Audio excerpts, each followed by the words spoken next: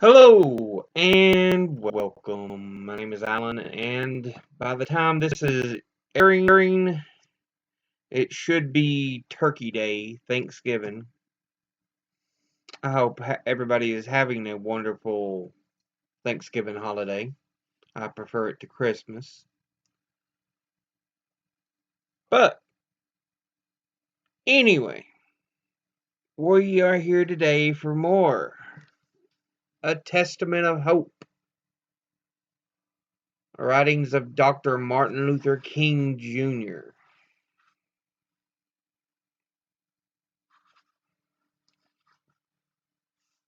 Do, do, do, do. Do, do, do, do.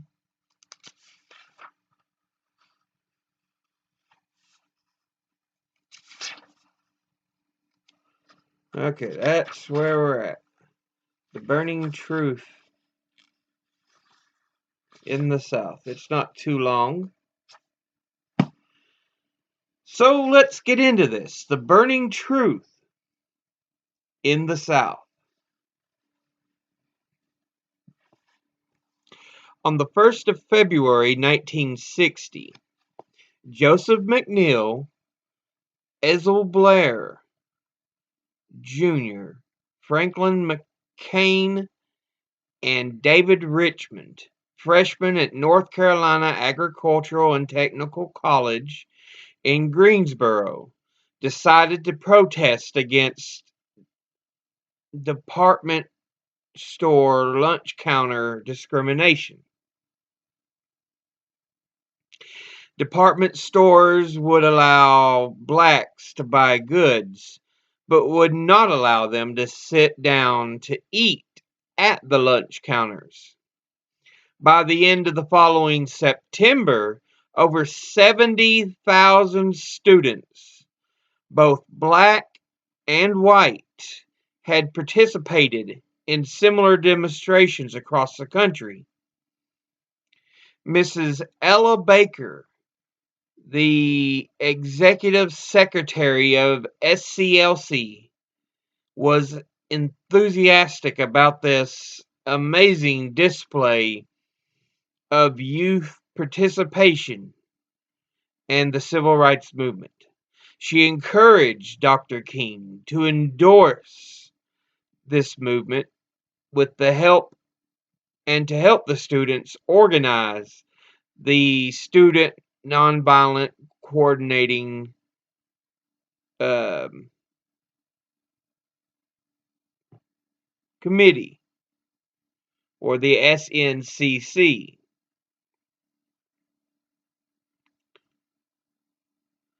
which back in the day of civil rights was one of the big organizations you would often hear, along with the SCLC and the NAACP.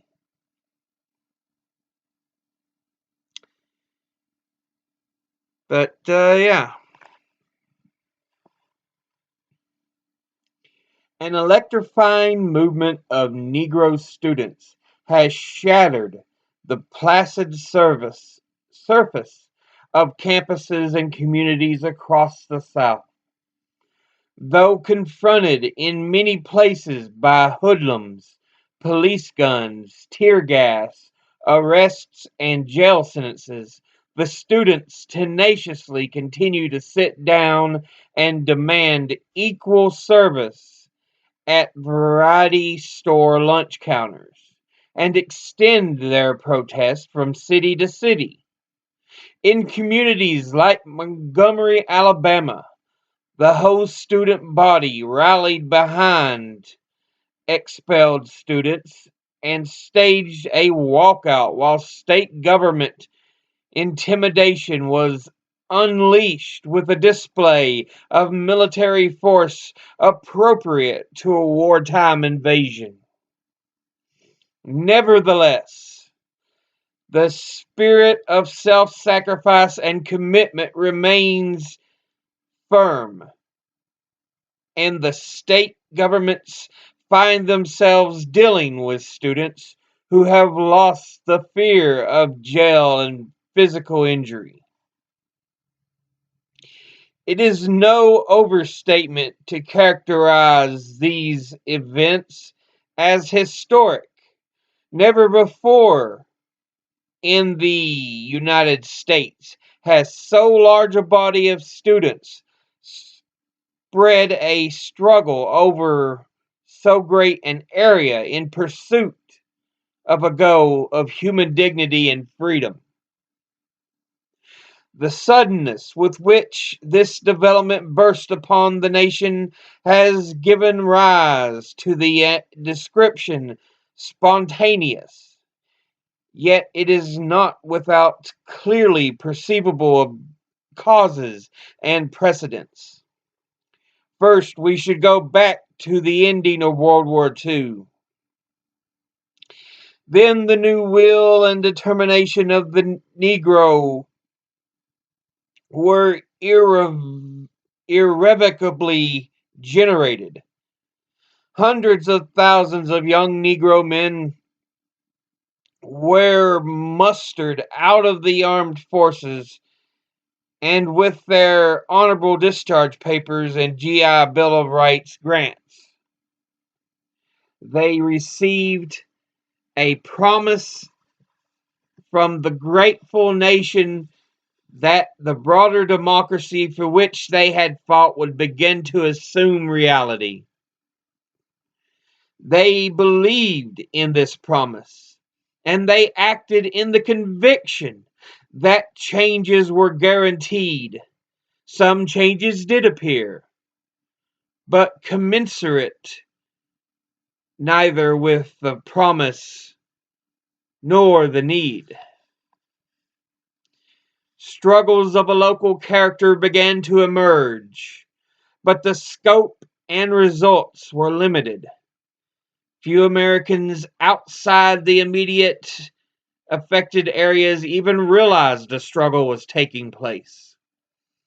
One perceptible aspect was the steady, significant increase in voting registration, which took place, symbolizing the determination of the Negro, particularly the veteran, to make his rights a reality. The number of registered voters reached a point higher than exists today. The United States Supreme Court decision in 1954 was viewed by Negroes as the delivery of part of the promise of change. In unequivocal language, the court affirmed that separate but equal facilities are inherently unequal, and that to segregate a child on the basis of his race is to deny that child equal protection of the law. This decision brought hope to millions of disinherited Negroes who had formerly dared only to dream of freedom. But the implementation of the decision was not to be realized without a sharp and difficult struggle. Through 5 years of turmoil, some advances were achieved. The victory is far from complete, but the determination by Negroes that it will be won is universal. That relation, what relation have these events to the student sit-downs? It was the young veteran who gave the first surge of power on the post-war civil rights movements. It was the high school, college, and elementary school young people who were in the front line of the school desegregation struggle.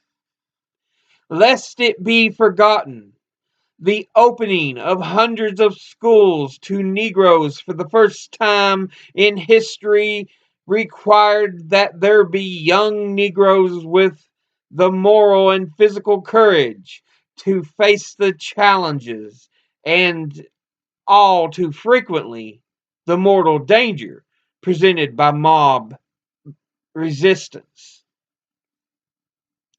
There were such young Negroes in the tens of thousands, and no program for integration failed for want of students. The simple courage of students and their parents should never be forgotten. In the years 1958 and 1959, two massive youth marches to Washington for integrated schools involved some 40,000 young people who brought with them nearly 500,000 signatures on petitions gathered largely from campuses and youth centers.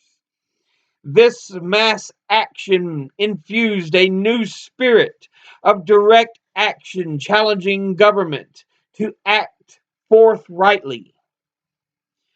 Hence, for a decade, young Negroes have been steeled by both deeds of inspiration to step into responsible action.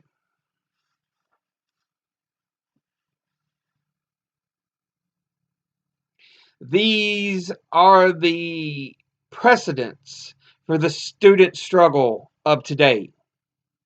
Many related interesting social forces must be understood if we are to understand history as it is being made. The arresting upsurge of Africa and Asia is remote neither in time nor in space to the Negro of the South. Indeed, the determination of Negro Americans to win freedom from all forms of oppression springs from the same deep longing that motivates oppressed people all over the world. However, inadequate forms of education and communication may be the ordinary Negro Jim Smith knows that in primitive jungle villages in India, still illiterate peasants are casting a free ballot for their state and federal legislatures. In one after another of the new African states, black men form the government, write the laws, and administer the affairs of state. But in state after state in the United States, the Negro is ruled and governed without a fragment of participation in civic life. The contrast is a burning truth which has molded a deep determination to end this intolerable condition. Negroes have also experienced sharp frustrations as they struggle for the realization of promises expressed in hollow legislative enactments or empty electoral campaign oratory. Conferences from the lowest levels of officialdom up to the chief executive in the White House result in commissions, unhappily devoid of power, continue to pose problems without any concrete results that could be translated into jobs, education, equality of opportunity, and access to the fruits of an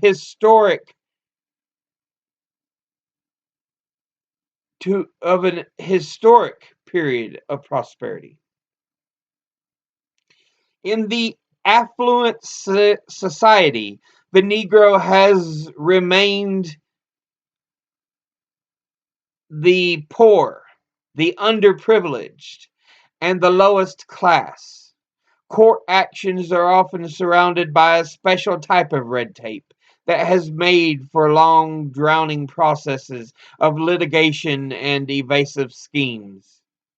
The Negro has also become aware that token integration was not a start in good faith, but a new form of discrimination covered up with certain niceties. It was inevitable, therefore, that a more direct approach would be sought, one that which would contain the promise of some immediate degree of success based upon the concrete act of the Negro. Hence, a period beginning in which the emphasis shifted from the slow court process to direct action in the form of bus protests, economic boycotts, mass marches to and demonstrations in the nation's capital and state capitals. One may wonder why the present movement started with the lunch counters. The answer lies in the fact that here the Negro has suffered indignities and injustices that cannot be justified or explained. Almost every Negro has experienced the tragic inconveniences of lunch counter segregation. He cannot understand why he is welcomed with open arms at most counters in the store, but is denied service at a certain counter because it happens to be selling food and drink. In a real sense, the sit-ins represent more than a demand for service. They represent a demand for respect. It is absurd to think of this movement as being initiated by communists or some outside group. This movement is an expression of the longing of a Negro for freedom and human dignity. These students were anchored to lunch counter seats by the accumulated indignities of days gone by and the boundless aspirations of generations yet unborn. In this new method of protest, a new philosophy provided a special undergirding, the philosophy of nonviolence. It was first modestly and quietly projected in one community, Montgomery. When the threat of violence became real in the bus protest, but it burst from this limited arena and was embraced by masses of people across the nation, which with fervor and consistency. The appeal of nonviolence has many facets. First, it proclaims the sincere and earnest wish of the Negro that through changes, that though changes must be accomplished, there is no desire to use or tolerate force. Thus, it is consistent with the deeply religious traditions of Negroes. Second, it denies the vengeance for past oppression. It denies that vengeance for past oppression motivates the new spirit of determined struggle.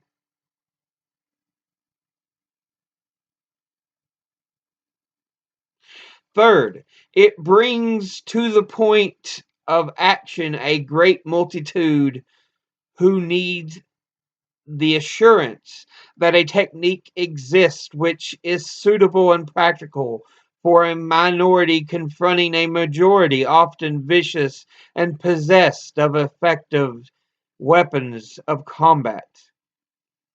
Fourth, many Negroes recognize the necessity of creating discord to alter established community patterns, but they strongly desire that controls be built in so that neither they nor their adversaries would find themselves engaged in mutual destruction. Fifth, having faith that the white majority is not an undifferentiated whole. Negro leaders have welcomed a moral appeal which can reach the emotions and intellect of significant white groups. The appeal of the philosophy of nonviolence encompasses these many requirements. The key significance of the student movement lies in the fact that from its inception, everywhere, it has combined direct action of nonviolence. This quality has given in the extraordinary power and discipline which every thinking person observes. It has discredited the adversary who knows how to deal with force, but is bewildered and panicky in the face of the new techniques. Time will reveal that the students are learning lessons not contained in their textbooks. Hundreds have already been compelled or expelled, fined, imprisoned, and brutalized, and the numbers continue to grow. But with the punishments, something more is growing. A generation of young people has come out of decades of shadows to face naked state power.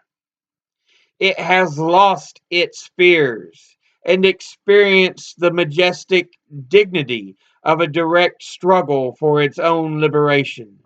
These young people have connected up with their own history, the slave revolts, the incomplete revolution of the Civil War, the brotherhood of colonial colored men in Africa and Asia.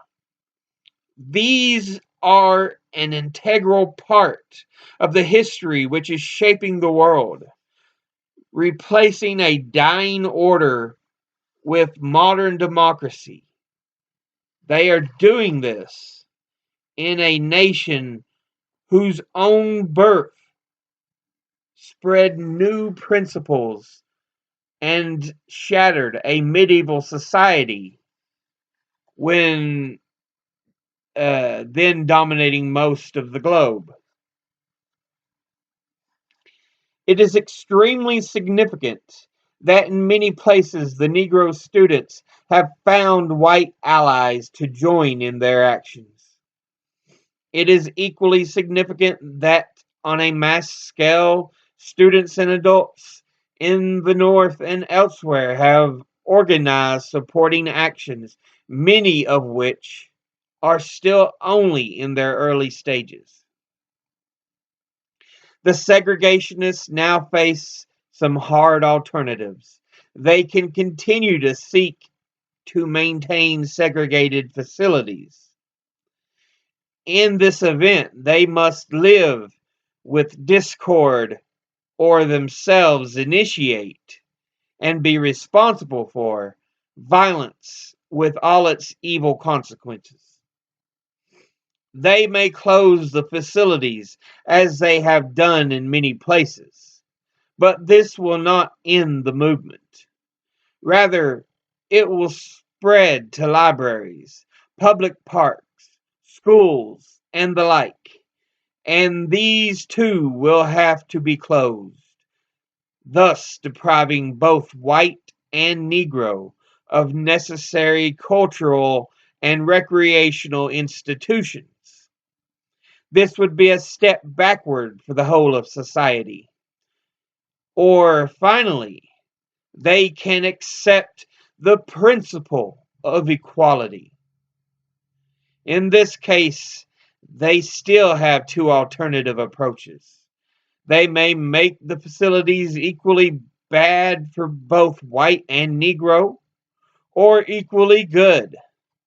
Thus, finally, the simple logic and justice, in their own interest, should direct them to the only acceptable solution: to accept equality and maintain it on the best level for both races. The outcome of the present struggle will be some time in unfolding, but the line of its direction is clear. It is a final refutation of the time-honored theory that the Negro prefers segregation. It would be futile to deplore, as many do, the tensions accompanying the social changes. Tension and conflict are not alien, but abnormal to growth, but are not alien nor abnormal to growth, but are the natural results of the process of changes. A revolution is occurring in both the social order and the human mind. 184 years ago, a bold group of men signed the Declaration of Independence. If their struggle had been lost, they had signed their own death warrant. Nevertheless, though explicitly regretting that King George had forced them to this extreme by a long train of abuses,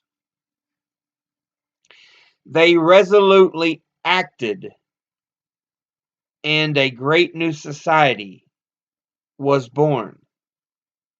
The Negro students, their parents, and their allies are acting today in that imperishable tradition. And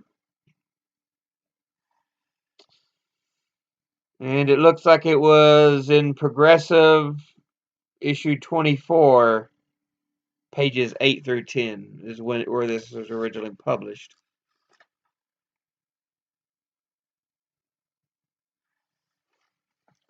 So yeah, Dr. King is referencing the lunch counter sit-ins,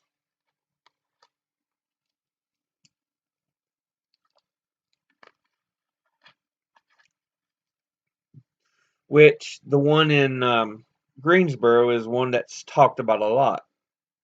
You often hear it mentioned up there with the bus boycott and the marches. It is one of those moments that really stand out in the civil rights movement.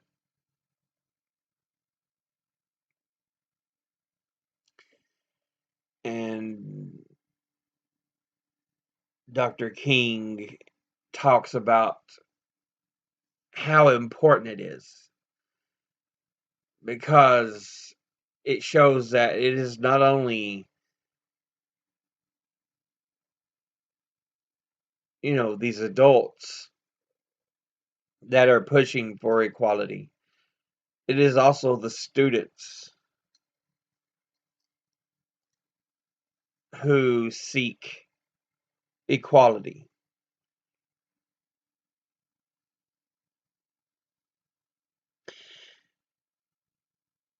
And where there's no physical violence, again, something that Dr. King stresses, the white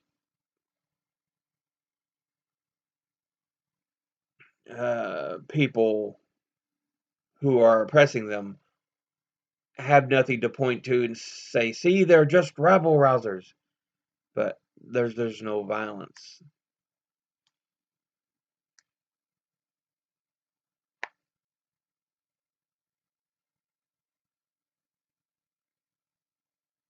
But yeah,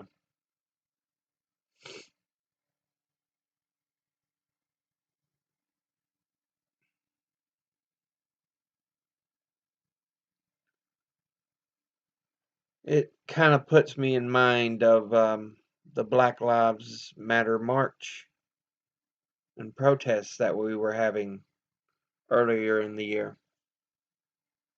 Should still be going on in some pockets of the country, but we know the police were placing items to be used in acts of violence so that they would have an excuse to come in and break it up.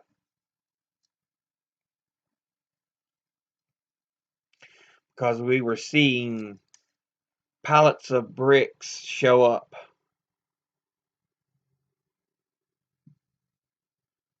and other things. So, yeah, many of the protesters tried to stop the rioters, and we know about 95% of the protests were peaceful. It's just there seemed to be a limited number of few who wanted to make it bad. A lot of it probably from the very opposition to these protests. So, but yeah, that'll be it for now. As always, educate thyself, think, read, study, learn. Someone tries to tell you something you have trouble believing, ask them to cite their sources. I'll see you all in the next video, but until then, later.